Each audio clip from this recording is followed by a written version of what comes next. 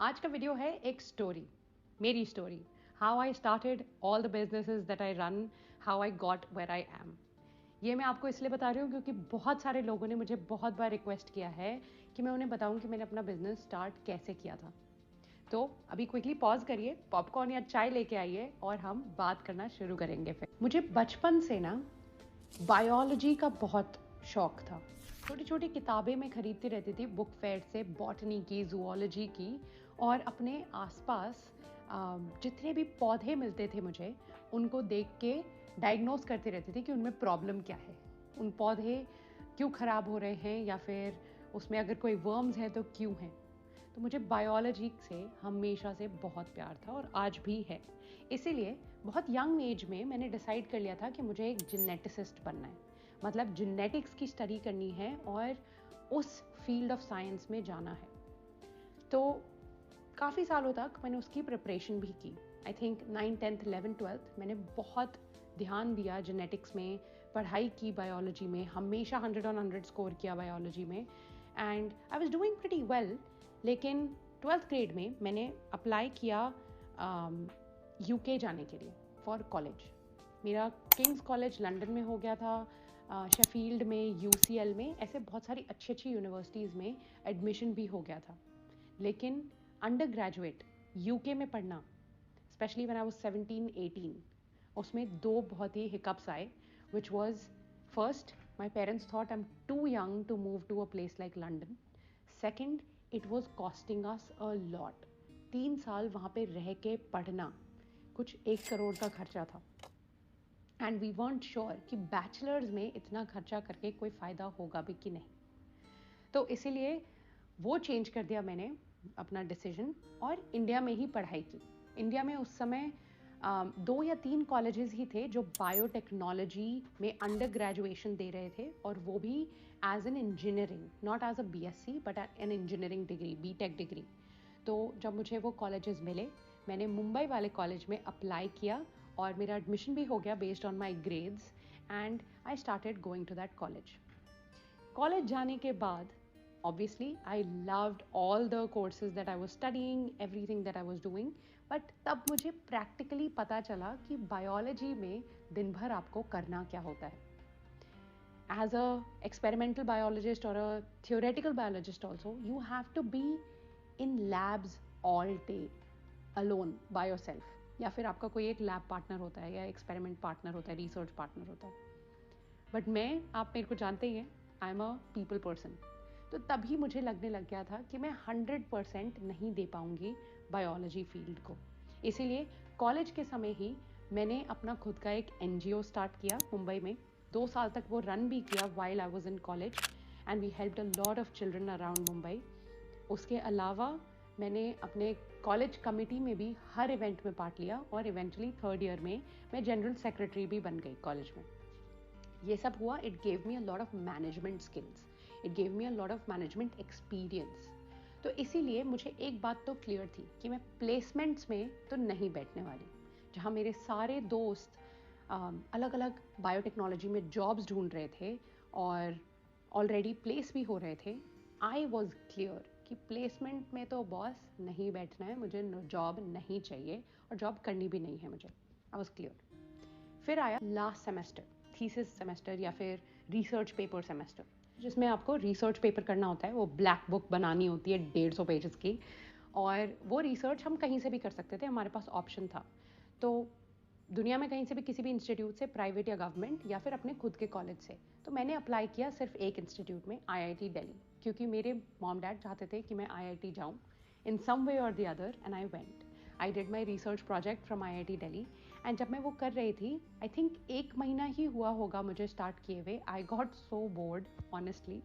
All the people who do research for their careers, I respect you a lot, but मुझसे नहीं हुआ। I got so board. Of course I finished it, मैंने पूरा time वो finish किया, but second month में ही मैंने एक इंटर्नशिप ढूंढ ली, free internship. It wasn't paying me anything, but वो इंटर्नशिप थी जिसमें मुझे जगह जगह दिल्ली के बहुत पुराने रेस्टोरेंट्स में, जो 50 साल पुराने रेस्टोरेंट्स हैं, 30 साल पुराने रेस्टोरेंट्स हैं, वहाँ जाके उनके ओनर्स से बात करके उनकी स्टोरी लिखनी होती थी on a website, on a very popular Delhi website. तो यहाँ से सिलसिला चालू हुआ मेरी इंटर्नशिप्स का। उसके एक के बाद एक मैंने बहुत सारी ऐसी इंटर्नशिप्स की ग्रेजुएट होने से पहले ही, जिससे मुझे काफ़ी कुछ सीखने मिल गया इस कंटेंट मार्केटिंग इंडस्ट्री के बारे में। फिर हुआ ग्रेजुएशन, मतलब मैंने अपना थीसिस वगैरह सब सबमिट करके सब ठीक हो गया। फिर I started working with a lot of startups, content marketing startups ही बहुत सारे। उस समय इंस्टाग्राम बहुत नया नया था, बूम हो रहा था, नॉट जस्ट इंस्टाग्राम और अदर सोशल मीडिया प्लेटफॉर्म्स भी। तो बहुत सारे कंटेंट मार्केटिंग स्टार्टअप्स भी उस समय बहुत सारे आ रहे थे, स्पेशली दिल्ली में। उनके साथ मैंने काम करना चालू किया। आई थिंक 10-12 हज़ार की नौकरियां की मैंने बहुत टाइम तक। आई थिंक मैक्स मैंने की होगी 25,000 की नौकरी। और उन सब में मैंने कॉपी राइटिंग सीखा, मैंने एडिटिंग सीखा, मैंने बिजनेस के बारे में समझा कि मार्केटिंग में एक्चुअली होता क्या है, किया क्या जाता है, कैसे प्रमोट किया जाता है किसी भी तरीके के बिजनेस को। ये सीखा मैंने वहाँ उन छोटे छोटे जॉब्स जो मैंने किए उससे। तो ये थी 2016 एंड 17 अर्ली की बात। 2017 में फिर while I was learning more about the marketing industry, I started doing a lot of freelance projects. But freelance करने से पहले आपको पता है मैंने क्या किया? मेरे को एक बिजनेस पार्टनर मिला फ्रॉम इंस्टाग्राम ओनली, एंड हमने साथ में एक यूट्यूब चैनल स्टार्ट किया। उस यूट्यूब चैनल पे हम बात करते थे टेक के बारे में और कार्स के बारे में, क्योंकि कार्स मुझे बहुत पसंद है, टेक भी बहुत पसंद है, इसीलिए उसके बारे में हम बात करते थे। और हम बहुत जल्दी ग्रो कर गए, क्योंकि कोई भी विमेन उस स्केल पे कार्स के बारे में नहीं बात करती थी उस समय। तो वो यूट्यूब चैनल करने के टाइम पे हमें और पता चला मार्केटिंग के बारे में, कैसे वीडियो एडिट्स होते हैं, कैसे प्रमोट किए जाते हैं। तो उससे हमें बहुत सारी फ्रीलांस अपॉर्चुनिटीज़ मिलने लग गई। हमें छोटे छोटे बिजनेसेस हमारे एरिया के अराउंड मिलने लग गए, जिनके लिए फोटोग्राफी हम करते हैं, उनको इंस्टाग्राम पे प्रमोट कर दें।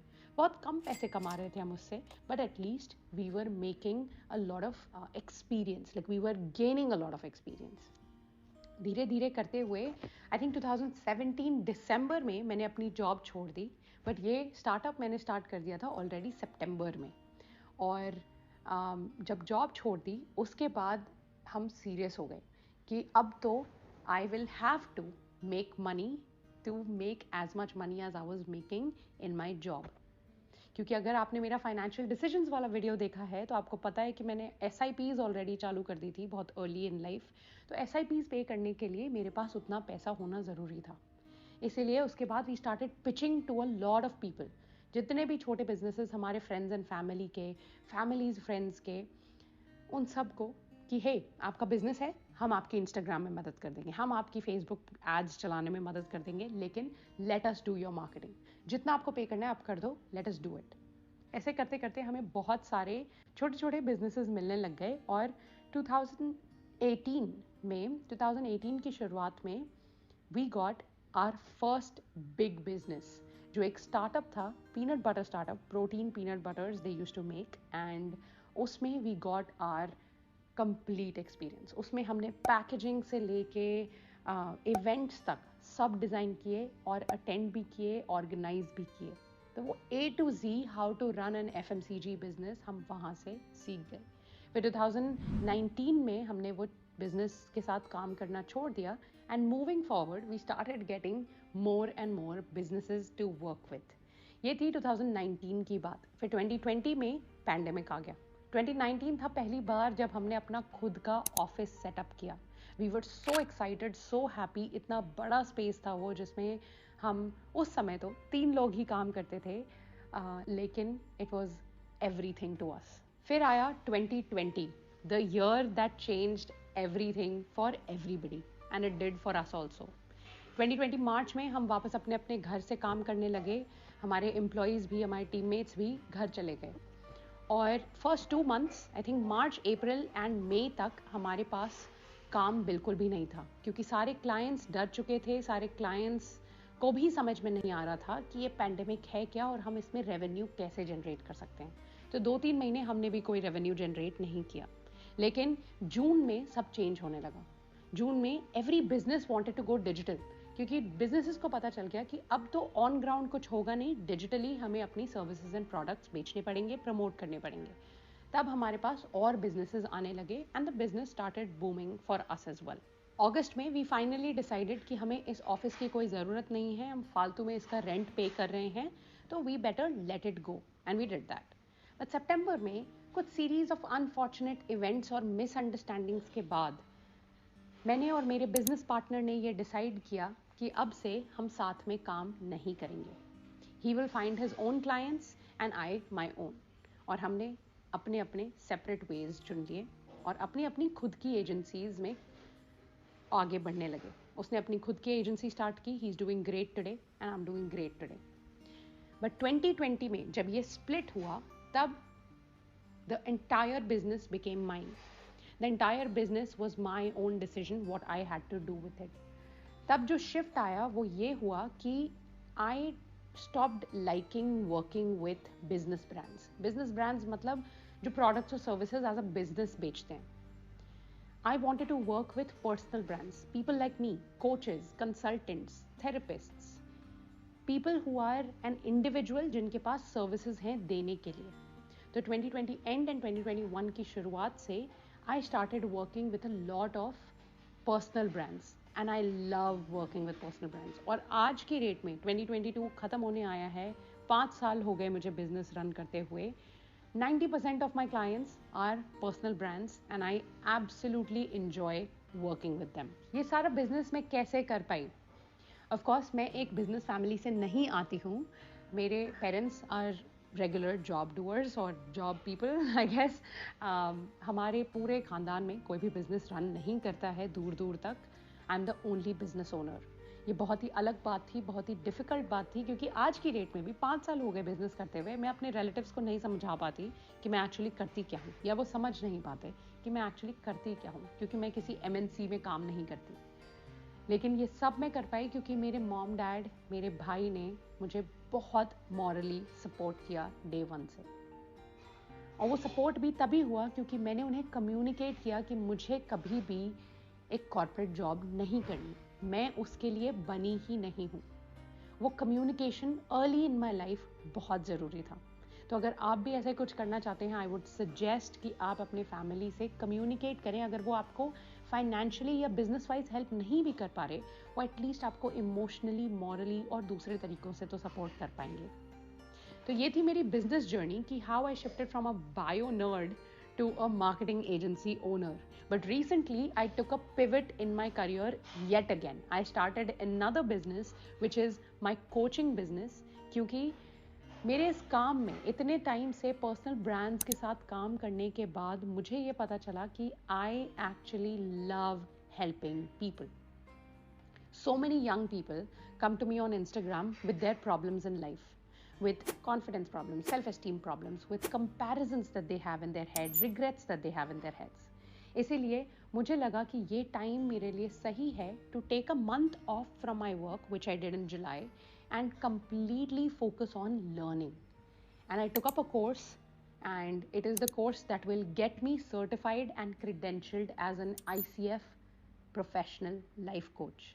मैं उसकी तरफ काम कर रही हूँ. मैंने अपनी ट्रेनिंग्स ख़त्म कर ली, अपने असाइनमेंट्स ख़त्म कर लिए. Mentoring is on right now and all I have to do is coach more and more people to get credentialed. तो ये है मेरा second business which is apart from my marketing agency. इसके अलावा भी मैं बहुत कुछ फ्रीलांस करती हूँ, गेस्ट अपीयर करती हूँ. फॉर एग्जाम्पल बिग ब्रेन को के साथ मैं काम करती हूँ, उनके लिए वीडियोज़ बनाती हूँ every month. A lot of my audience also knows about Big Brain, so you know that I do that as well. And of course I consult people as well on social media as well as business growth too. तो ये है मेरे सारे business and revenue streams जिनके बारे में आपको बताना चाहती थी मैं कि कैसे मैं यहाँ पहुँची जहाँ पहुँची हूँ आज. अगर आपके कोई भी क्वेश्चंस हैं इन सब से रिलेटेड तो let me know in the comment section below, और मैं उसके लिए एक और डिफरेंट वीडियो बनाऊंगी आपके क्वेश्चंस आंसर करने के लिए.